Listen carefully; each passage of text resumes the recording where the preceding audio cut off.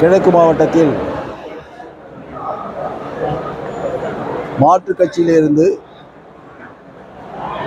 10,000 தொண்டர்களும் நிர்வாகிகளும் கழகத்துடைய பொதுச்செயலாளர் முன்னிலையில் இணைய இருக்கிறார்கள். அந்த நிகழ்ச்சியை சிறப்போடு செய்ய வேண்டும் என்பதற்காக மாவட்ட கழக செயலாளர் தலைமையிலே ஆலோசனை கூட்டம் நடைபெற்றது.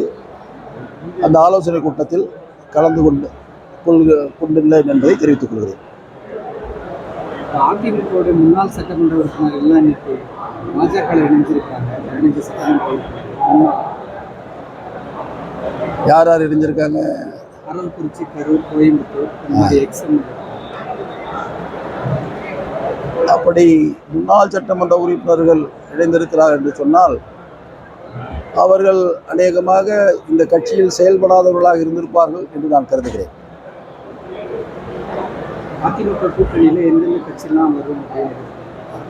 நேற்றே கூறினேன், பொறுத்திருந்து பாருங்கள். எங்களுடைய பொதுச்செயலாளர் சொன்னது போல மெகா கூட்டணி அமையும். என்னங்க? அமித்ஷா வந்து அதிமுகவுக்காக எப்பவுமே திறந்து இருக்குன்னு சொல்லியிருக்காரு. பாஜக வந்து அதிமுக அமித்ஷா வந்து சொல்லியிருக்காரு.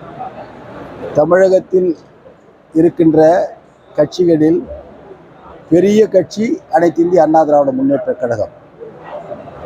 அந்த கட்சி 30 ஆண்டு காலம் இந்த தமிழகத்தை ஆட்சியில் இருக்கிறது.